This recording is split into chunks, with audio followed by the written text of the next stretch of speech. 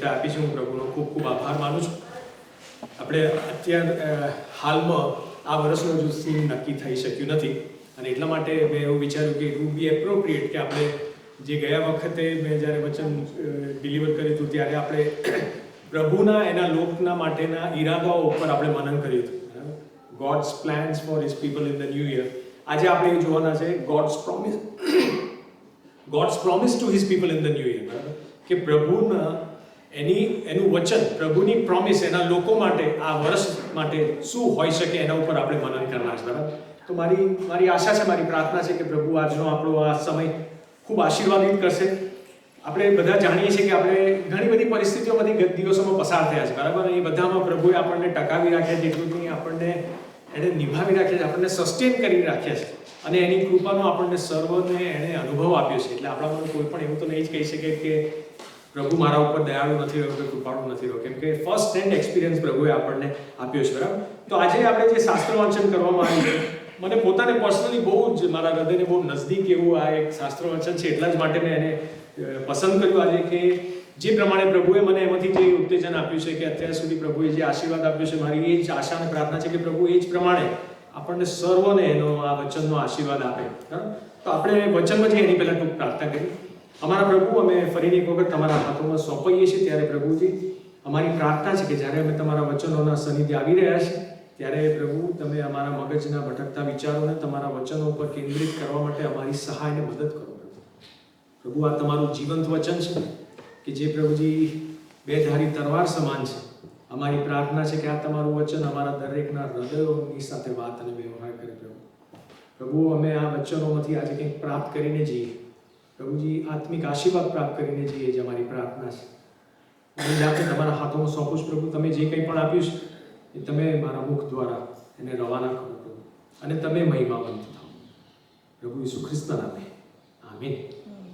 તો આજનું જે આપણે જે શાસ્ત્ર વચન જે વાંચવામાં આવ્યું કે યોએલ પ્રબોધકનું પુસ્તક, તેનો 2જો અધ્યાય 15 થી 27મી કલમ, તે એમાં આપણું જે આજનું જે મનન રહેશે અને એનું જે ફોકસ રહેવાનું છે એ તો 25મી કલમ ઉપર રહેવાનું છે. એટલે તમારા જો બાઇબલો તમે તમારી પાસે ઓપન રાખશો એ તો ઘણું સારું રહેશે. યોએલ નું પુસ્તક તેનો 2જો અધ્યાય 25મી કલમમાં કહે છે કે તીડો, કાતરાઓ, ઈયળો તથા જીવડાઓની મોટી ફોજ જે મેં મારા તરફથી તમારામાં મોકલી હતી, તે જે વર્ષોનો પાક ખાઈ ગયા છે તેનો બદલો હું તમને વાળી આપીશ. ઇંગ્લિશ વર્ઝન્સમાં કહે છે I will restore to you the years that the swarming locusts have eaten. બીજા વર્ઝનમાં કહે છે I will repay you for the years the locusts have eaten. બરાબર, એક ઓર વર્ઝનમાં કહે છે I will compensate you for the years that the swarming locusts have eaten. આ પ્રભુની promise, પ્રભુનું વચન છે. પ્રભુ અહીંયા કહી રહ્યો છે કે હું આવું કરીશ. શું કરીશ? તો I will repay you, I will restore to you, I will compensate you. બરાબર, જે તીડો, કાતરાઓ, ઈયળો તથા જીવડાઓની મોટી ફોજ જે મેં મારા તરફથી તમારામાં મોકલી હતી, તે જે વર્ષોનો પાક ખાઈ ગયા છે તેનો બદલો હું તમને વાળી આપીશ.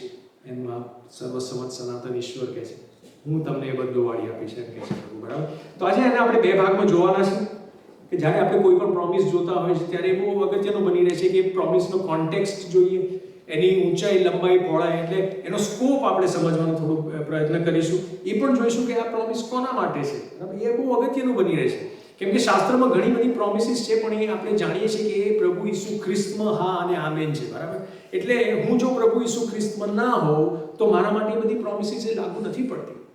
આપણને એ પ્રોમિસીસ બધાને ગમે છે. હું જ્યારે પ્રભુમાં નહોતો ત્યારે પણ મને એ પ્રોમિસીસ બહુ ગમતી હતી, કે જેમ કે પેલું રોમિયોને પત્ર તેનો 8મો અધ્યાય 28મી કલમ, કે જેમાં કહે છે કે એકંદરે સગું હિતકારક નીવડે છે એમ કરી. બરાબર, પણ એની સાથે ક્લોઝ પણ હોય છે. કોના માટે હિતકારક નીવડે છે? કે જેઓ દેવના ઉપર પ્રેમ રાખે છે અને તેના સંકલ્પ પ્રમાણે તેડેલા છે. બરાબર, તો એવી જ રીતે આજે આપણે પણ આ પ્રોમિસમાંથી એ સમજવાનો પ્રયત્ન કરીશું. એની ઊંચાઈ, લંબાઈ, પહોળાઈ, એ બધું સાથે સાથે એ કોના માટે એ પ્રભુ પ્રોમિસ આપી રહ્યો છે, કે વચન આપી રહ્યો છે, એ જોઈશું. અને બીજું એ જોઈશું કે આ વચન કેવી રીતના પરિપૂર્ણ થશે. અને આ બહુ અગત્યનું છે, કેમ કે તમે જો જોવા જાઓ તો જેમ મેં કીધું કે વચનની સાથે કોઈ કન્ડિશન હોય છે. બરાબર, આ વચનમાં પણ એક કન્ડિશન છે. તો આપણે એ સમજવાનો પ્રયત્ન કરીશું કે જો પ્રભુ જ્યારે આપણને કહે છે કે એ બદલો વાળી આપશે, તો કયા સંજોગોમાં, કેવી રીતે, શું આમાં આપણો કોઈ રોલ છે કે નહીં? આ કોઈ વન સાઇડેડ પ્રોમિસ છે? ના, આપણો કોઈ રોલ છે. તો આપણે એને એ પ્રમાણે પછી સમજવાનો પ્રયત્ન કરીશું. અને એ કન્ડિશન શું છે એને બી સમજવાનો પ્રયત્ન કરીશું કે જેથી કરીને આપણા બધાના જીવનમાં પ્રત્યેક આપણા જીવનોમાં આ જે વચન છે કે આ જે પ્રોમિસ છે એ સાકાર થઈ શકે કે પરિપૂર્ણ થઈ શકે, બરાબર. તો પહેલા પોઈન્ટમાં જઈએ તો આપણે એ પ્રોમિસની જ્યારે વાત કરીએ છીએ, બરાબર, કે આ પ્રોમિસને સમજવાની જ્યારે આપણે વાત કરીએ છીએ કે કોના માટે છે એ સમજવાની જ્યારે વાત કરીએ છીએ ત્યારે પ્રોમિસ ફરીથી એક વખત જો આતો તો શું કહે છે? તીડો, કાતરાઓ, ઈયળો તથા જીવડાઓની મોટી ફોજ જે મેં મારા તરફથી તમારામાં મોકલી હતી તે જે વર્ષોનો પાક ખાઈ ગયા છે તેનો બદલો હું તમને વાળી આપીશ. આ પ્રોમિસ છે. I will restore to you, I will repay you, I will compensate you for those years which the locust have eaten. બરાબર.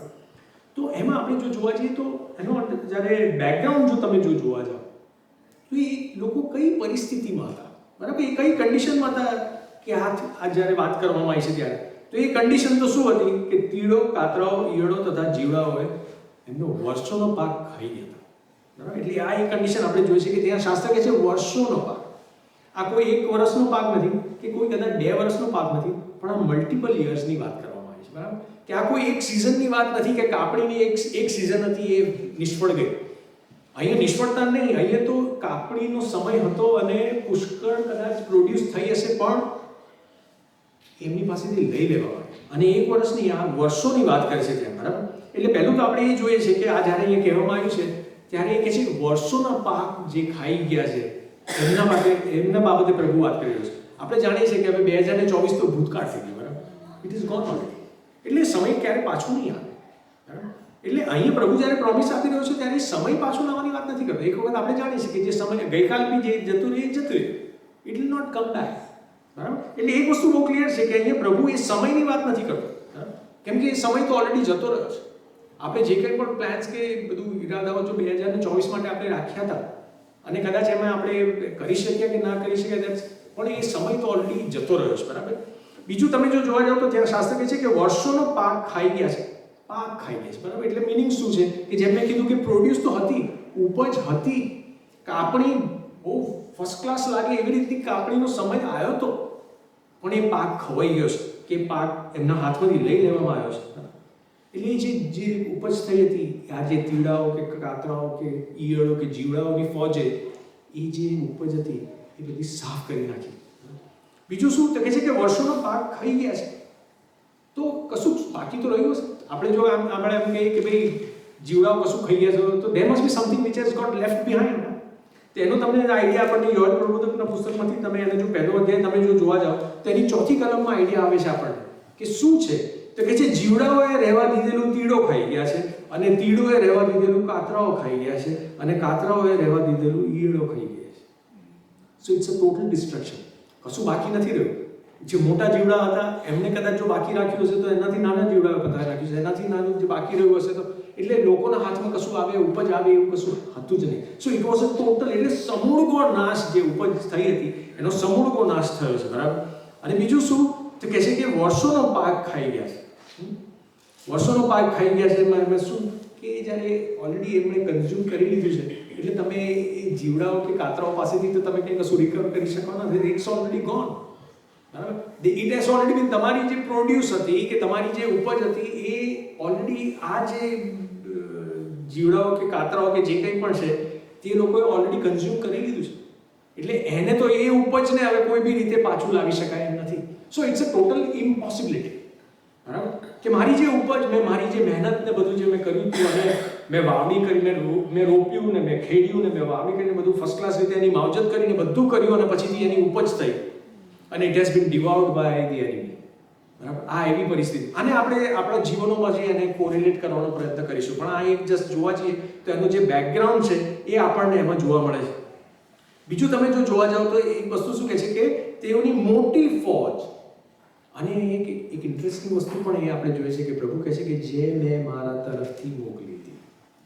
આ પણ બહુ અગત્યનો એક પોઈન્ટ છે પણ એના પર આપણે બહુ વધારે અત્યારે નહીં જોઈએ કેમ કે યોએલ પ્રબોધક પણ તમે જો જોવા જાઓ તો આ બધું કેમ થયું હતું કેમ કે પ્રભુના લોક પ્રભુથી વેગળા જતા રહ્યા હતા, બરાબર. પણ અહીંયા તમે જો જોવા જશો તો યોએલ પ્રબોધકના દ્વારા પ્રભુ કોઈ ઠપકો કે કશું નથી આપ્યું. જેમ બીજા બધા પ્રબોધકોમાં આપણે જોઈએ તો પ્રભુ એના લોકને ઠપકો આપી રહ્યો, અહીંયા તો પ્રભુ ખાલી ઉત્તેજન આપી રહ્યો છે. હવે જો પ્રભુ ઉત્તેજન આપી રહ્યો છે તો આપણે પણ એના ઉપર જ આપણે મનન રહેશે આપણે, બરાબર. પણ અહીંયા આપણને જોવા મળે છે કે આ જે સિચ્યુએશન એ લોકોના જીવનમાં હતી એ પ્રભુ તરફથી મોકલવામાં આવી હતી, પણ એમાં પણ પ્રભુની કૃપા હોય છે અને એ બહુ અગત્યનું છે. પ્રભુ તમે જો કદાચ મોકો મળે તો રોમિયોનો પત્ર તેનો પહેલો અધ્યાય તમે જો ઘરે જઈને વાંચશો તો પ્રભુ એવું પણ કરતો હોય છે કેટલા જીવનોમાં કે જો એ જીવન એમ કે મારે મારી રીતે જીવવું છે તો પ્રભુ કહે છે that you live your own life the way you want to live. પણ એમાં પછી આપણને પ્રભુની કૃપા નથી દેખાતી, કેમ કે એ તો પછી પ્રભુનો કોપ છે. એ છે કે આ અત્યારના સમયમાં પ્રભુનો કોપ કેવી રીતના પ્રગટ થાય છે, તો પ્રભુનો કોપ એવી રીતના પ્રગટ થાય છે કે પ્રભુ મને જેમ મારું ધાર્યું જીવવા ચાહું છે મને છોડીને મારા હાથ. એ બહુ કરુણ પરિસ્થિતિ થઈ ગઈ છે. એટલે અહીંયા આપણે તમે જો બીજી વસ્તુ જોવા જાઓ તો કે છે કે એક ફોજ છે. હવે એ ફોજની સામે લોકો શું કરે છે, બરાબર? અને એ ફોજનું બી તમે જો એક આઈડિયા તમે જો જોવા જાઓ તો યોલ પ્રબોધકનું પુસ્તક તેનો બીજો અધ્યાય અને તેની ત્રીજી કલમમાં એનો આઈડિયા પણ આપણને જોવા મળે છે. તમે જો આ બીજો અધ્યાય આખો વાંચશો તો તમે એનું આખું વર્ણન બહુ ફર્સ્ટ ક્લાસ રીતે ત્યાં કરવામાં આવ્યું છે. અને ત્રીજી કલમમાં કહે છે કે શું, તો કે તેમની આગળ, એટલે આ જે ફોજ છે તેમની આગળ ભૂમિ એદનબાગ જેવી હોય છે ને તેમની પાછળ તે ઉજ્જળ અરણ્ય જેવી થાય છે. ઇંગ્લિશ વર્ઝનમાં કહે છે the land is like the garden of Eden before them but behind them a desolate wilderness and nothing escapes them. બરાબર? એટલે એ લોકો કે જેઓને આ પરિસ્થિતિમાં જે છે એ બિલકુલ હેલ્પલેસ અને હોપલેસ પરિસ્થિતિમાં છે. એ લોકો પોતે એ પરિસ્થિતિનું કશું કરી શકવાના છે નહીં. કદાચ આપણી લાઈફમાં જ્યારે નાના પ્રોબ્લેમ્સ આવતા હોય છે ત્યારે આપણે પોતાની રીતે એને હેન્ડલ કરવાનો પ્રયત્ન કરતા હોય છે, આપણે કરી પણ શકતા હોય છે, બરાબર? પણ અહીંયા તો એવી પરિસ્થિતિ છે, એવી ફોજ છે કે એની સામે કશું એ લોકો કરી શકે એમ છે જ. એમની ઉપજ ખાલી એ દિવાળ થતા જોશે ખાલી એવી પરિસ્થિતિ છે. એટલે લોકો શું કરી શકે? આપણા પણ જીવનોમાં કેટલી વખત એવું બનતું હોય છે કે આપણે એવી પરિસ્થિતિઓમાં હોઈએ છીએ ત્યારે આપણી રીતે ફાંફા મારતા હોય છે. કદાચ ત્યારના લોકો પણ એ તીડો અને કાતરાઓની સામે કદાચ એને ફાઇટ કરવા માટે પ્રયત્નો કરતા હશે. મેં જે સાતનું મનન હતું એટલે મેં કહું ગયા વર્ષે જ એક આફ્રિકાના કન્ટ્રીઝમાં જે આવી જ રીતનું જે લોકસ એટલે તીડોનું જે આખું એક સ્વોર્મ આવ્યું અને એનું જે BBC ઉપરનું જે કવરેજ હતું તો મેં એક મિનિટની એક સ્લાઇડ જસ્ટ લીધી છે. મને સ્લાઇડ આપશો પ્લીઝ? જસ્ટ એને શો કરવા કે અત્યારે પણ જો કદાચ આ થાય તો લોકો શું પ્રયત્ન કરતા હોય.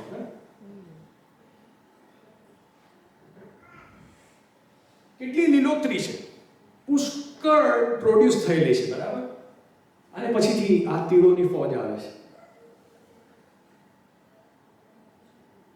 અને જેમ શાસ્ત્ર ત્યાં અહીંયા કહે છે એમ કે તેમની આગળ ભૂમિ એદનબાગ જેવી હોય છે અને તેમની પાછળ તે ઉજ્જળ અરણ્ય જેવું.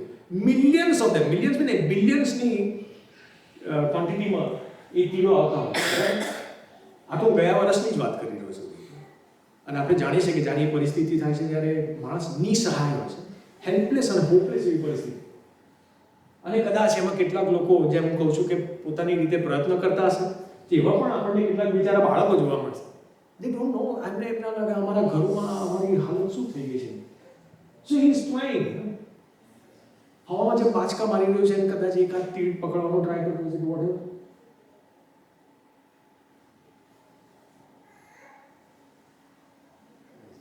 આ ફ્યુટાઇલ એક્ટિવિટી બની રહી છે.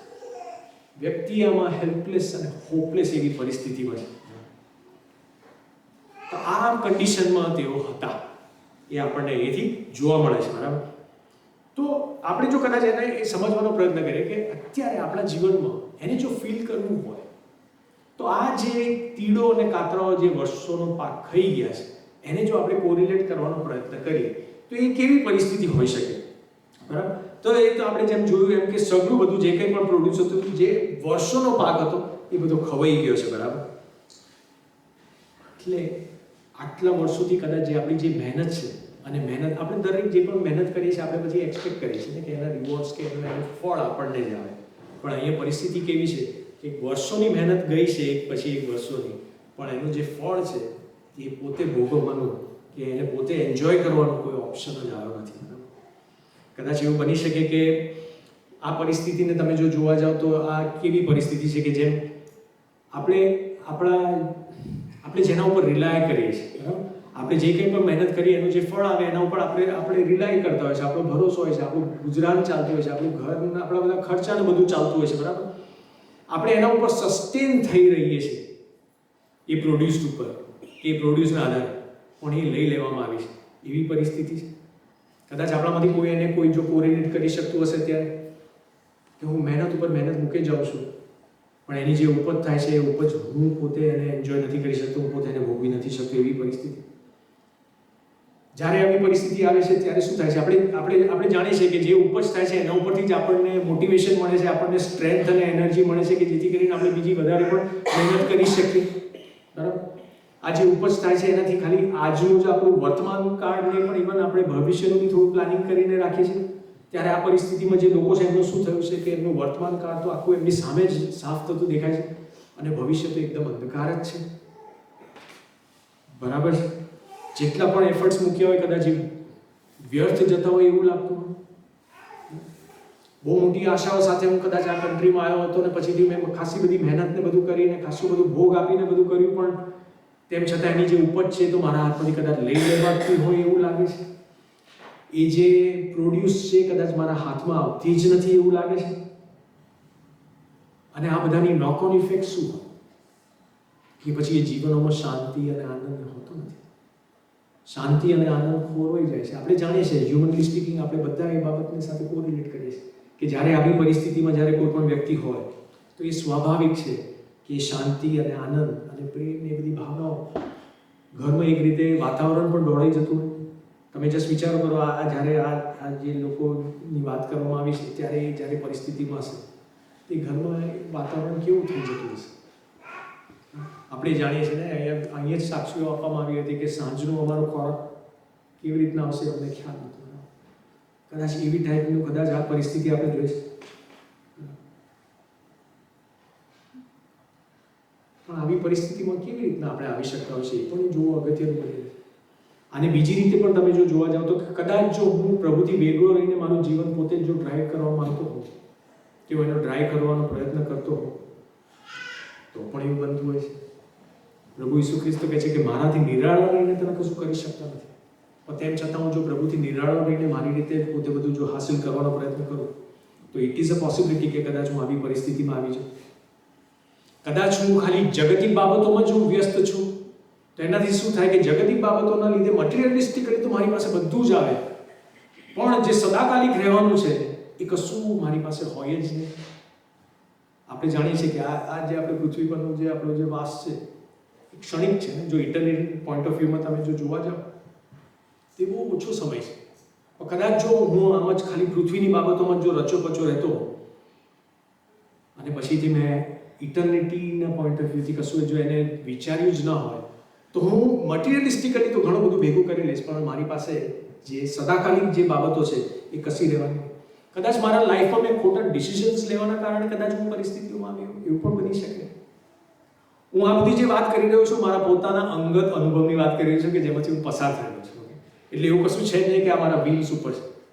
I have myself gone through all these things in my life કે જેમાં મેં મારા પોતાના ખોટા ડિસિઝન્સના કારણે મને અત્યારે એવું લાગે છે કે મેં કેટલાક, હું ઘરમાં હંમેશા કહેતો છું કે મેં 15 વર્ષ મેં કર્યા છે.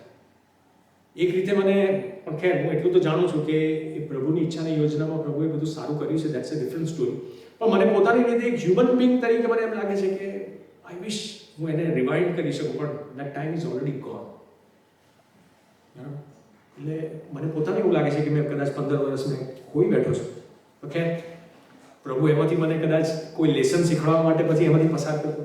કદાચ એવી રીતના બનતો હોય છે કે ફેમિલીઝમાં, રિલેશનશિપમાં એવી જો તિરાડ પડી ગઈ છે કે એના કારણે એ સમય બધું જતો રહ્યો હોય એવું લાગે છે. અને એ વર્ષોને તમે જોવા જાઓ તો એ તીડોવાળા વર્ષો કે લોકસ્ટવાળા વર્ષો આપણા જીવનમાં લાગતો એવું લાગે. કદાચ આપણી લાઈફમાં એવી જો માંદગી કે બીમારી, પ્રોલોન્ડ ઇલનેસ હોય કે જેના કારણે થઈને મારે અવારનવાર હોસ્પિટલના ચક્કર ખાવા પડે, દવાખાનાઓના ચક્કર ખાવા પડે, ટ્રીટમેન્ટ્સ લેતા રહેવું પડે, અને એના કારણે થઈને હું એક રીતે સ્ટ્રેસ્ડ હોઉં. એ પણ લોકસ્ટિયસ તરીકે આપણે કે તીડોના વર્ષો તરીકે એને આપણે એ કરી શકીએ. આ બધું એટલા માટે કહું છું કેમ કે પ્રભુની જે પ્રોમિસ છે, પ્રભુ કહે છે કે હું બધો તમને વાડી આપીશ એમ કરીને પ્રભુ કહે છે. એટલે કશું બાકાત નથી રહેવાનું.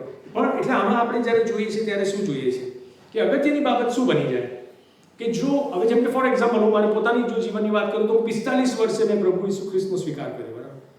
આપણે એમ જો જોવા જઈએ તો કોઈ પણ વ્યક્તિ 13 વર્ષનું થાય ત્યારે આપણે એમ માનીએ છીએ કે પોતે એટલી અવસ્થામાં આવ્યો કે પોતે ડિસિઝન્સના માટે, પોતાના ડિસિઝન્સના માટે રિસ્પોન્સિબલ. બરાબર? 13 વર્ષ કે 15 વર્ષ. તો મને એમ લાગે કે 30 વર્ષ મેં જે પ્રભુ ઈસુ ખ્રિસ્તની બહાર રહ્યો એ મેં બધું એની જે કંઈ પણ બધું હતું બધું વ્યર્થતામાં મારો સમય વિતાવી નાખ્યો છે એવું મને લાગતું છે.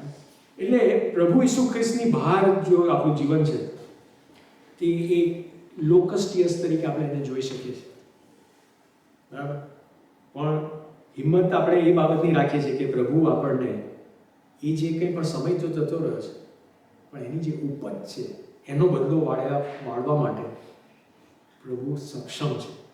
એટલે આ જે ઇમ્પોસિબલ લાગતી વસ્તુ આપણે અત્યારે જે પહેલી જે બાબત જોઈ ગયા એમાં શું જોઈ ગયા કે એ જે પ્રોમિસ છે કે એ અને એને ઇર્દ ગિર્દ આપણે જે એનો કોન્ટેક્સ્ટ જોઈ ગયા કે એ લોકોની શું પરિસ્થિતિ હતી એ જોઈ ગયા. અને બીજી એક બાબત જે આવે તે શું કે કોના માટે આ પ્રોમિસ લાગુ પડે છે કે જ્યારે પ્રભુ એમ કહે છે કે હું બદલો વાળી આપીશ તે પ્રભુ કોને કહી રહ્યો છે એ તમે જો એના શાસ્ત્રમાંથી તમે જોવા જાઓ તો તમને અહીંયા 19મી કલમ બીજો અધ્યાય 19મી કલમમાં કહે છે કે યહોવાએ ઉત્તર આપ્યો ને પોતાના લોકને કહ્યું, અને એમ કરીને પછી એનો આ જવાબ આપી દો. આ પ્રોમિસ કોના માટે છે? પ્રભુના લોકોના માટે. અને પ્રભુના લોકો એટલે આપણે બધા જે અહીંયા બેઠા છે એ દરેકના માટે આ લાગુ પડે છે. જે આપણે પ્રભુના નામથી ઓળખીએ છીએ એ લોકોના માટે. અને પ્રભુ જ્યારે આ ઇમ્પોસિબિલિટીને પોસિબિલિટી જ્યારે કરી શકે છે ત્યારે એ એમને વાત નથી કરતા. આપણે શાસ્ત્રમાંથી એનો એક દાખલો પણ મળે છે. તમે જો પેલા બી વાવનારનું દ્રષ્ટાંત તમે જો જુઓ, બરાબર, તો માથીની સુવાર્તા અને 13મા અધ્યાયમાં તમે બી વાવનારના દ્રષ્ટાંતનો તમે જ્યારે એક્ઝામ્પલ જોશો તો ત્યાં તમને માથી 13 અને 23માં તમને જોવા મળશે કે જે સારી હોય પણ જે બી વાવેલું છે તેને શું થાય છે કે નિશ્ચિત એને ફળ લાગે છે. એટલે કોઈને 30 ગણા, કોઈને 60 ગણા અને કોઈને 100 ગણા. એટલે પ્રભુની ઇકોનોમીમાં it is very much possible કે પ્રભુ 100 ગણા ફળ પણ આપી શકે છે. આપણે જાણીએ છીએ કે આપણે વાવીએ છીએ, આપણે ખેડીએ છીએ, આપણે બધું માવજત કરીએ છીએ, બધું બરાબર, પણ વૃદ્ધિ આપવાનું કામ એ તો પ્રભુનું છે, ફળ આપવાનું કામ એ તો પ્રભુનું છે અને પ્રભુ કરી શકે છે. એટલે તમે જો વિચારો તો 30 ગણા ફળ મળવા એ જ એક બહુ મોટી હાર્વેસ્ટ કહેવાય, બરાબર. પણ એ જો કદાચ જો પ્રભુ તમને 100 ગણા ફળ આપવાની જો વાત કરે કે જે એક પોસિબિલિટી છે પ્રભુના માટે, તો તમે જે 3 વર્ષમાં જે તમે મહેનત કરી છે એમાં તમે 10 વર્ષની ઉપરનું તમે આખું રિકવર કરી શકો છો, બરાબર. એટલે પ્રભુના માટે એ બહુ પોસિબલ છે. એટલે વસ્તુ શું જોઈ ગયા આપણે પહેલામાં કે એ કન્ડિશનને જોઈ ગયા, બરાબર, અને કેવી રીતે પ્રભુ એને પોસિબલ કરી શકે છે. ખેર પ્રભુ બંધાયેલો નથી કે પ્રભુ આપણને કહે કે ભાઈ હું આવી રીતના તમે મારી પ્રોમિસ ફૂલફિલ કરીશ. ના, પણ પ્રભુએ આપણને એક દાખલો પણ આપ્યો છે શાસ્ત્રમાંથી. અને અગત્યનું શું કે એના લોકોના માટેની આ પ્રોમિસ છે, વિચ મીન્સ કે આપણને દરેકને એ લાગુ પડી શકે છે, બરાબર. તો એના ઉપરથી પછી આપણે બીજા પોઈન્ટમાં આવ્યા. તો બીજા પોઈન્ટમાં કે આ પ્રોમિસ કેવી રીતના ફૂલફિલ થાય છે. પ્રોમિસ તો આપણને બધાને બહુ ગમે છે, પણ એની સાથે કોઈ જો કન્ડિશન્સ છે કે જે આપણને અહીંયા જાણવી બહુ અગત્ય બની રહે છે. અને હા, એ કન્ડિશન છે. તમે તેનો બીજો અધ્યાય તેની 12મી અને 13મી કલમ તમે જોશો તો ત્યાં પ્રભુ શું કહે છે? યહોવા કહે છે, અત્યારે તમે તમારા ખરા અંતઃકરણથી તથા ઉપવાસ, રુદન અને વિલાપ સહિત મારી પાસે પાછા આવો. તમારા વસ્ત્રો નહીં પણ તમારા હૃદયો ફાળો ને તમારો દેવ યહોવા પાસે પાછા આવો, કેમ કે તે કૃપાળુ તથા પૂર્ણ કરુણાળુ, કોપ કરવામાં ધીમો તથા દયાનો સાગર છે ને વિપત્તિને માટે તેને પશ્ચાતાપ થાય છે. એવું પ્રભુનું વચન કહે છે. ઇંગ્લિશ વર્ઝનમાં કહે છે કે return to me with all your heart. પ્રભુ પાછો બોલાવી રહ્યો છે એના લોકોને, બરાબર, કે પસ્તાવી હૃદય પાછા આવો. આગળ શું કહે છે? Don't rip your clothes to show your sorrow. એટલે કોઈ બાહ્ય રીતે હું ખાલી શો કરી રહ્યો છું કે હું બહુ જ પસ્તાવો મને થઈ રહ્યો છે કે હું આ બાબતે હું પ્રભુથી વેગળો રહ્યો, એ બાબતે મને પોતાને બહુ વ્યાકુળ છું, બાહ્ય દેખાવ નહીં. પ્રભુ કહે છે તમારા વસ્ત્રો નહીં, તમારા હૃદયો ફાળો. એટલે શું કહે છે કે પ્રભુ કહે છે કે ભંગિત હૃદયે તમે મારી પાસે પાછા આવો, બરાબર. અને પ્રભુ ત્યાં એનું કારણ પણ બતાવે છે. પ્રભુ ઓલરેડી પહેલાથી કહે છે કે તમે જો આવશો તો શું થશે? તો પ્રભુ કહે છે I am merciful, kind and caring. I don't easily lose my temper and I don't like to punish. આ કોન્ટેમ્પરરી ઇંગ્લિશ વર્ઝનમાંથી આ મેં પિકઅપ કરી છે, પણ એ એટલે બહુ સરળ ભાષામાં એ સમજાવે છે આપણને.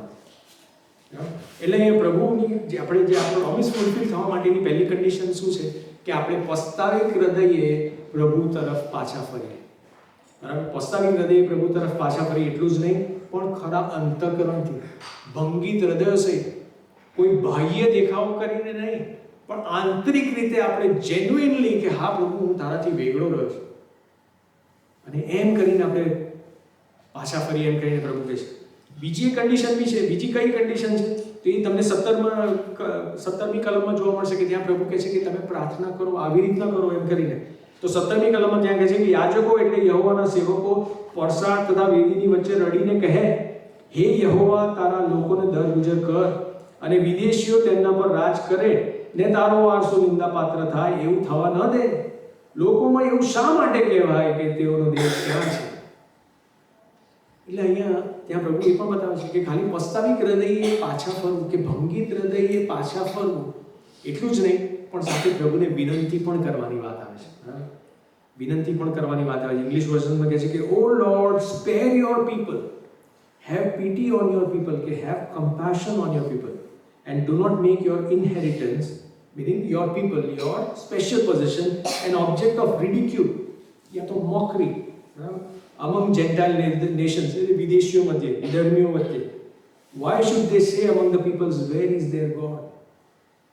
થોડા વખત પહેલા એક ફેમિલી સાથે હું જસ્ટ વાત કરતો હતો અને એ ફેમિલી બીજાઓના માટે એટલે મોસ્ટલી વિધર્મીઓના માટે પ્રાર્થનાઓ કરે અને પ્રભુ એ પ્રાર્થનાઓ સાંભળીને વિધર્મીઓને સાજા પણ હોતા.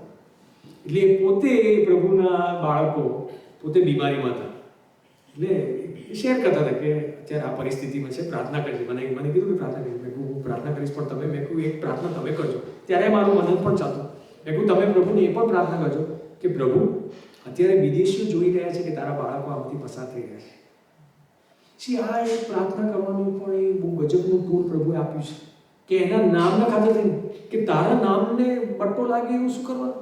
અહીંયા કહે છે ને કે તેઓનો દેવ ક્યાં છે એવું વિદેશીઓ કે એવું તું થવા ના દે. અને પ્રભુ એ પ્રાર્થના સાંભળી. પ્રભુ બંધાયેલો નથી કે આપણે બધી પ્રાર્થનાઓ એ સાંભળે. બરાબર, પ્રભુ એના ચોક્કસ ઈરાદાઓ પ્રમાણે કરે છે. પણ અહીંયા પ્રભુ એના આત્મા દ્વારા આપણને ચોક્કસ પ્રમાણે માર્ગદર્શન આપે છે કઈ પ્રાર્થના, કેવી પ્રાર્થના આપણી હોવી જોઈએ. તે અહીંયા પ્રભુ કહે છે કે આ પ્રાર્થના કરો. શેના માટે? પહેલા તો કે પ્રભુ તું તારા લોકોને દરગુજર કર. Spare your people. આ સ્પેર વર્ડ જે ઇંગ્લિશમાં યુઝ કરવામાં આવે છે, તમે જો જોવા જાઓ તો એ બીજી બધી જગ્યાઓ પણ યુઝ કરવામાં આવે છે કે જે તમને રોમિયોના પત્ર તેનો 8મો અધ્યાય અને તેની 32મી કલમમાં જોવા મળશે કે he did not spare his own son but freely gave him up for us. તેણે પોતાનો દીકરો પણ પાછો રાખ્યો નહીં એમ છે. પણ એણે પોતાનો દીકરો પાછો રાખ્યો નહીં એના માટે થઈને એ આપણને સ્પેર કરી શકશે. આ પ્રભુનું વચન આપણને પ્રમાણે કહે છે. એટલે પહેલું તો એને પ્રાર્થના શું કરવાનું કીધું કે પહેલું તો એ કે પોતે દરગુજર, પ્રભુ તું દરગુજર કર, તું have pity on us, have compassion on us. તમે જો જોવા જાઓ તો જ્યારે આ તીડોની બધી બાબતો જે વર્ણન કરવામાં આવ્યું છે એવી જ રીતે તમે જો બીજું એક એક્ઝામ્પલ પણ તમને જોવા મળશે. તમે બીજું કાળ વૃત્તાંત તેનો 7મો અધ્યાય અને 14મી કલમમાં તમે જોશો તો ત્યાં પણ એ પ્રભુએ ત્યાં પ્રાર્થના સજેસ્ટ કરી છે. આપણને કેટલી વખત થાય કે દેશમાં મરકી આવી તેમાં પછી પ્રભુ શું પ્રાર્થના કરવા માટે કહે છે તે અહીંયા ત્યાં બતાવે છે. 13મી અને 14મી કલમ, જો હું આકાશ એવું બંધ કરું કે બિલકુલ વરસાદ આવે નહીં, અથવા જો હું તીડોને દેશના ખેતરોને ખાઈ જવાની આજ્ઞા કરું, અથવા જો હું મારા લોકમાં મરકી મોકલું, ત્યારે જો મારા લોક જેઓ મારા નામથી ઓળખાય છે તેઓ નમી જશે ને પ્રાર્થના કરીને મારું મુખ શોધશે ને પોતાના દુષ્ટ માર્ગોથી ફરશે, તો હું આકાશમાંથી તે સાંભળીને તેઓના પાપ માફ કરીશ ને તેઓના દેશને સાજો કરીશ. ઓકે, એટલે પ્રભુના લોક તરીકે આપણા ઉપર બહુ મોટી રિસ્પોન્સિબિલિટી રહેશે. તો પ્રભુ એ પણ બતાવે છે કે જ્યારે હું મરકી મોકલું ત્યારે તમારા દેશને સાજા કરવા માટે તમારે મારી પાસે પાછા ફરવું પડશે. પસ્તાવી હૃદય પાછા ફરવું પડશે અને પોતે શું કહે છે, તમે આ પ્રમાણે પ્રાર્થના કરો. શું કે પ્રભુ તું તારા લોકોને દરગુજર કર. Have mercy on us, have pity on us. બરાબર. અને બીજું શું કે તારો વારસો નિંદાપાત્ર થાય અને લોકો કહે કે તેઓનો દેવ ક્યાં છે, એવું તું થવા ના દે. You do it for your name's sake. કેટલી વખત કેટલીક શૈતાની બાબતો એવી લાઈફમાં થતી હોય છે કે જેમાં આપણને મને કેટલી વખત ક્વેશ્ચન કરે કે તારું રિયલમાં બદનામ થયું છે. મેં કહું ભાઈ હું નથી જાણતો, એ પ્રભુ જાણે છે. એટલે તમારે પૂછવું હોય તો પ્રભુને પૂછીને પૂછજો. એટલે આ બાબત પણ આપણને હિંમત આપે પ્રભુના નામની ખાતર. અને પ્રભુ જે કંઈ કરે છે એના નામને તમે ઘણી બધી કલમો છે. તમે જો યશાયા તેનો 43મી અધ્યાયમાં તમે જો જોવા જશો તો ત્યાં શાસ્ત્ર બહુ ક્લિયર કહે છે કે પોતાની ખાતર તારા પાપ માફ કરનાર હું છું કરી. એટલે પ્રભુ પોતાના નામ, આપણે ગીતશાસ્ત્ર 23 મોદે આપણે બધાને કેટલો મળે છે બરાબર કહે છે ને પોતાના નામની ખાતર એ મને ન્યાયપણાને માર્ગે ચલાવે છે. પ્રભુ એના નામની ખાતર થઈને કરે છે અને એના નામને બટ્ટો એનો મહિમા ના જતો રહે એના માટે થઈને. તમે શાસ્ત્રોમાં ઘણા બધા એક્ઝામ્પલ, ઇસરાયેલી પ્રજાઓની સાથે પણ શું થયું? પ્રભુ એમનો નાશ કેમ ન કરી નાખ્યો? તો કે એમનો નાશ કેમ? તો લોકો વિદેશીઓ શું કહેશે મારા બાબતે, બરાબર? એટલે એ બહુ અગત્યની બાબત બની રહેશે, બરાબર? એટલે આ જે પ્રોમિસ જે આપવામાં આવી છે, પ્રભુએ જે આપી છે, કે જે એના લોકોને આપવામાં આવી છે, અને એના લોકોને કઈ કન્ડિશન ઉપર આપવામાં આવી છે કે પ્રભુ ક્યારે આ બદલો વાળી આપશે? કે છે કે જ્યારે એના નામે ઓળખાતા લોકો એ પાછા ફરશે. કેવી રીતે પાછા ફરશે? પૂરા ખરા અંતઃકરણથી પાછા ફરશે, ભંગિત હૃદયે પાછા ફરશે અને પ્રાર્થના અને વિનંતી કરશે. શું વિનંતી કરશે? કે પ્રભુ તું તારા લોકોને દર ગુજર કર અને તારા નામને બટ્ટો લાગે એવું ન થવા દે. આ જ્યારે જો પ્રાર્થના હશે તો કહે છે કે જ્યારે આ પ્રભુએ સાંભળ્યું ત્યારે 18મી કલમ પછી આવે છે ને કે ત્યારે યહોવાને પોતાના દેશને માટે લાગણી થઈ. ઓકે, એટલે આ બહુ અગત્યની બાબત બની રહેશે કે જો આ પ્રોમિસ મારા જીવનમાં જો જોઈતી હોય તો આપણે પ્રભુ કેટલી વખત એવું જેન્યુઅલી આપણને લાગતું છે કે હું પ્રભુની વિરુદ્ધ ગયેલો છું, હું સારું જીવન જીવું છું, પણ શું મારી પાસે પ્રભુના માટે સમય છે? હું સવારે ઉઠતાની સાથે સૌથી પહેલો મારા મગજમાં વિચાર કયો આવે છે? શું પ્રભુના બાબતે વિચાર આવે છે કે પ્રભુ આ દિવસ તે આપ્યો, તારો આભાર, હવે તું જે પ્રમાણે દોરવા માંગે છે એમ દોરવા માટે અને આધીન થવા માટે તું મને સહાય કર, કે એના બદલે પછી મારા પોતાના જ બધા પ્લાનિંગ્સ ને શરૂ કરી દેતો છું? એવું બનતું હોય છે. આપણે એ પ્રભુ પાસે માંગ્યું કેમ કે એનું રિયલાઇઝેશન પણ એ પ્રભુ જ આપે છે, બરાબર? એટલે આજના મનનમાંથી આપણે શું જોઈએ? કે આજના મનનમાંથી આપણે આ જે પ્રોમિસ જે જોઈ ગયા કે જેમાં પ્રભુ કહે છે કે જે તીડો, કાતરાઓ, ઈયળો તથા જીવડાઓની મોટી ફોજ જે મેં મારા તરફથી તમારામાં મોકલી હતી તે જે વર્ષોનો પાક ખાઈ ગયા છે તેનો બદલો હું તમને વાળી આપીશ, એમ પ્રભુ કહે છે. એમાં આપણે એ જોઈ ગયા કે આ પ્રોમિસ કોના માટે એપ્લિકેબલ છે? તો પ્રભુના નામે ઓળખાતા લોકોના માટે, બરાબર? પ્રભુ કેવી રીતના એ પ્રોમિસને વાળી આપી શકે છે? પ્રભુના માટે કશું પણ અશક્ય નથી, બરાબર? જેમ આપણે પેલા બી વાવનારના દ્રષ્ટાંતમાંથી જોઈએ કે 30 ગણા, 60 ગણા, ઇવન 100 ગણા ફળ પણ આપી શકે, અને it is very much possible with God. અને આ મેં મારા પોતાના જીવનમાં પણ અનુભવ કરેલો છે કે જ્યાં સુધી હું પોતાની રીતે મારું જીવન જીવતો હતો ત્યારે હું સ્ટ્રગલ કરતો હતો, પણ જ્યારે એ જીવન, જ્યારે પ્રભુ એના હાથમાં લીધું અને એના પછીથી કેટલીક બાબતો મને સમજમાં નથી આવતી, કેટલીક બાબતો મારી ઈચ્છાની વિરુદ્ધ કદાચ હું એને એગ્રી કરું છું કેમ કે એ પ્રભુની ઈચ્છામાં છે, પણ મેં જોયું છે કે પછી એ પ્રભુ એ પગલાઓ સ્થિર કરતો જાય છે અને પછીથી બમ્પર હાર્વેસ્ટની જે પ્રમાણે વાત કરવામાં આવી છે એ જ પ્રમાણે પછી બમ્પર હાર્વેસ્ટ પણ પ્રભુ આપે છે. તો આના ઉપરથી આપણા જીવનમાં જ્યારે એપ્લિકેબલ કરવામાં આપણે એને એપ્લિકેબલ કરવા જઈએ તો પછી સ્વાભાવિક રીતે એ સવાલ થાય, એ ઇન્ટ્રોસ્પેક્શનનો સવાલ થાય કે હું મારા અંગત જીવનમાં અત્યારે કઈ પરિસ્થિતિમાં છું? શું મારા અંગત જીવનમાં કદાચ મને એવું છે કે કેટલાક વર્ષો મારા લાઈફના એવા જતા રહ્યા છે કે જેની ઉપજ જે હતી એ મને એને એન્જોય કરવા ના મળી, કે હું એને ભોગવી નથી શક્યો? એ જુદા જુદા કારણોથી હોઈ શકે, જેમ મેં કીધું એમ કે કદાચ કોઈ પ્રોલોંગ ઇલનેસના કારણે હોઈ શકે, યા તો પછી ફેમિલીમાં તકરાર થઈને એના કારણે જે તિરાડ પડી ગઈ ને એના કારણે એ સમય જતો રહ્યો ને બધી જે ઉપજ હતી એ બધી આખી ખવાઈ ગઈ જતી રહી એવું લાગે, યા તો પછી હું પ્રભુથી એટલો વેગળો છું કે જેથી કરીને હું જે કાંઈ પણ કદાચ મટીરિયલિસ્ટિકલી હું જે હાસિલ પણ કરું છું પણ મારામાં એક ખાલી પૂરે છે. એ પોસિબલ છે. આપણે બહુ મોટા મોટા સ્ટાર્સનું સાંભળીએ છીએ, શું અઢળક પૈસો ને અઢળક મટીરિયલિસ્ટિકલી બધું છે પણ જીવનમાં એક વેક્યુમ છે કે એને કશું દ્રવ્યથી કે કોઈ બી પ્લેઝર્સથી એ ભરી નથી શકતો. એટલે એવું પણ બનતું હોય છે. કદાચ મારા જીવનમાં મને કોઈ સેટિસ્ફેક્શન નથી, એટલે આ બધાને જોતા કદાચ મને મારું જીવન મને હેલ્પલેસ અને હોપલેસ પરિસ્થિતિમાં હોય એવું લાગે. તો આ જે એ પ્રોમિસ છે, પ્રભુનું વચન કહે છે કે હું તમને બદલો વાળી આપીશ. I will restore to you those locust years. I will repay you for the years that the locust have eaten. I will compensate you for the years that the locust have eaten. Providing. મારો શું role છે?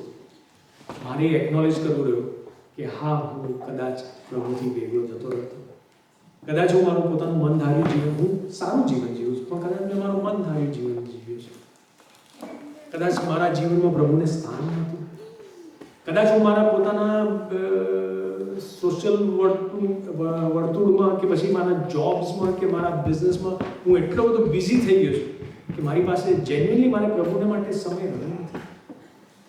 તો એ બાબતને acknowledge કરીને પ્રભુ કહે છે કે મારી પાસે પાછા આવો. યુ રિટર્ન ટુ મી, એમ પ્રભુ કહે છે. અને કેવી રીતના પાછા આવો? તો કહે છે કે પસ્તાવી હૃદય, કહે છે તમારા વસ્ત્રો ના ફાળો, પણ તમારા હૃદય ફાળો. એટલે પ્રભુ કહે છે કે ભંગિત હૃદય તમે મારી પાસે પાછા આવો. અને નોટ ઓનલી દેટ, પ્રભુ એ પણ બતાવે છે કે તમે પછી તમે મને વિનંતી કરો. કેટલી વખત આપણે માંગતા નથી એટલે આપણને મળતું નથી. યા તો આપણે માંગીએ છીએ તો આપણે ખોટા હેતુથી માંગીએ છીએ એટલે નથી મળતું. પણ અહીંયા પ્રભુ કહે છે કે પછી તમે મારી પાસે માંગો. અને શું માંગો? તો કહે છે કે તું તારા લોકને દર ગુજર કર. Spare your people Lord, have pity on your people, have compassion on your people. અને બીજું શું? કે મારા જીવન દ્વારા તને મહિમા મળે. પ્રભુના નામને બટ્ટો ન લાગે. વિદેશીઓ એમ કેમ કે તેઓનો દેવ ક્યાં છે?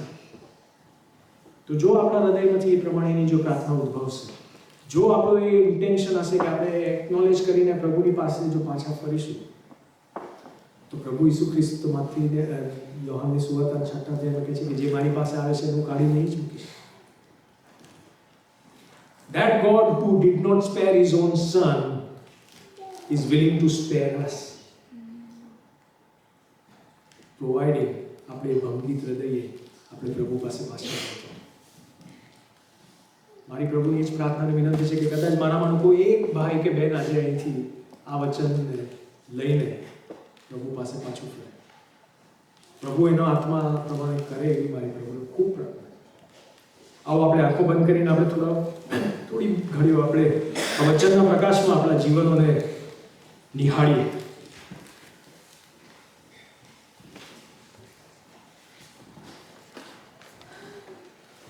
આપણે એ પ્રમાણે વિચારવું જોઈએ કે આપણું જીવન અત્યારે ક્યાં છે. શું કદાચ આપણે આપણા જીવનમાં એ જે પ્રભુના લોકોએ જે મહેસૂસ કર્યું હતું કે અનુભવ કર્યું હતું, કદાચ શું આપણા જીવનમાં પણ અત્યારે એ પરિસ્થિતિમાં આપણે છીએ કે તીળોએ અને ઈયળોએ અને કાતરાઓએ વર્ષોનો પાક તેઓ ખાઈ ગયા છે. કદાચ એવું લાગે છે કે મેં મારા કેટલાક વર્ષોને ગુમાવી બેઠા અને એની જે ઉપજ છે એ ઉપજને હું પોતે એન્જોય નથી કરી શકતો. કદાચ પ્રભુ એની કૃપામાં તમને કદાચ આ પરિસ્થિતિમાંથી પસાર કરતો હોય, કેમ કે પ્રભુના ઈરાદાઓ તો આપણા માટે સારા હોય છે. કદાચ જો પ્રભુનો આત્મા તમને એ પ્રમાણે કદાચ જો કહેતો હોય કે હા, મેં તને આ પરિસ્થિતિમાંથી એટલા માટે જ પસાર કરીશ, એટલા માટે જ પસાર કરીશ કેમ કે હું તારા માટે, તું પોતાના માટે વિચારે એના કરતાં ઘણું ઉત્તમ બાબતો વિચારું છું. તારા પોતાના જે પ્લાન્સ અને તારા પોતાના ઈરાદાઓ જે તું પોતાના માટે રાખે છે એના કરતાં ઘણા વધારે સારા અને પરફેક્ટ પ્લાન્સ હું તારા માટે બનાવું છું. તો જો પ્રભુનો આત્મા તમને જો કહેતો હોય તો આજે પ્રભુની સાથે એ બાબતને સેટરાઇટ કરી આપણે. પ્રભુને એ બાબતને એક્નોલેજ કરીએ કે હા પ્રભુ, કદાચ હું તારાથી થોડો દૂર જતો રહ્યો છું, કે તારાથી થોડી કદાચ દૂર જતી રહી છું, મને માફ કર. પ્રભુ કહે છે કે ભંગિત હૃદયે તમે મારી પાસે પાછા આવો અને પ્રાર્થના કરો. પ્રભુને એ વિનંતી કરો કે પ્રભુ તું મને માફ કર, પ્લીઝ સ્પેર મી. તે મારા માટે થઈને તારો દીકરાને તે સ્પેર ના કર્યો, એથી કરીને કે તું મને સ્પેર કરી શકે. તારી એ કૃપાના કારણે થઈને તું મને સ્પેર કર. અને સાથે સાથે હું જ્યારે તારા નામે ઓળખાતી એક વ્યક્તિ છું, ત્યારે વિદેશીઓ મારા જીવનને જોઈને એમ ન કહે કે આનો દેવ ક્યાં છે, ને એમ કરીને તારા નામને બટ્ટો લાગે. વાલો પ્રભુ એના વચન પ્રમાણે તમારી એ પ્રાર્થના અચૂક સાંભળશે. અને જે તીડો અને કાતરાઓ જે વર્ષોનો તમારો પાક થઈ ગયા છે, એ પ્રભુ એના વચન પ્રમાણે એનો બદલો તમને મળી આપશે. કેમ કે પ્રભુ આપણો એ સમર્થ છે, સક્ષમ છે એ 30 ગણા, 60 ગણા, ઇવન 100 ગણા એ ફળ આપવાના માટે એ કેપેબલ છે. વસ્તુ એટલી જ છે કે આપણે આપણા અંતઃકરણમાંથી એ પ્રાર્થના એને ઉદ્ભવે. પ્રભુ એવું ઈચ્છે છે. અમારા દેવ, અમે તમારી સ્તુતિ કરીએ છીએ તમારા વચનો માટે.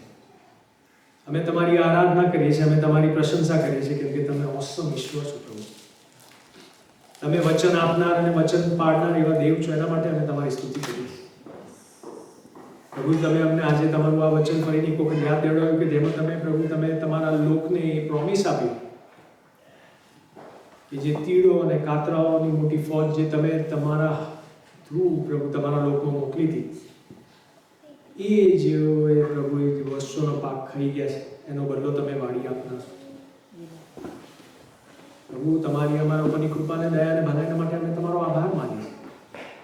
ત્યારે પ્રભુ, અમે બેઠેલી દરેક વ્યક્તિઓના માટે, જીવનોના માટે માંગીએ છીએ કે કદાચ ને અમે અમારામાંનું કોઈ પણ તમારાથી સહેજ પણ જો વેગળું જતું રહ્યું હોય, કે જેથી કરીને કદાચ આવી પરિસ્થિતિ જો અમે અમારા ઉપર વહોરી લીધી હોય, તો તમે અમારા અંતરચક્ષુને ઉઘાડો. તમે અમને તમારી તરફ પાછા ફરવા માટેની કૃપા આપો, કે જેથી કરીને પ્રભુ તમારા મુખનો પ્રકાશ અમારા ઉપર એવી રીતના પડે કે જેથી કરીને અમારા હૃદયોમાંથી પ્રભુ એ તમારા પ્રત્યેની વિનંતી ઉદ્ભવે કે પ્રભુ તમે મને માફ કરો, તમે મારા ઉપર દયા કરો અને તમે મારા જીવન દ્વારા મહિમાવંત થાઓ. વચનોના માટે અમે તમારો આભાર માંગીએ છીએ કે પ્રભુ આ વચનનો આશીર્વાદ તમે સર્વને આપો. માંગીએ છીએ વાલા તારના પ્રભુ ઈસુ ખ્રિસ્તના નામમાં તમે સાંભળીને સ્વીકાર કરો. આમીન. આવો તો આપણે અંત ભાગમાં આવી ગયા છે અને આપણે હવે મિનિસ્ટ્રી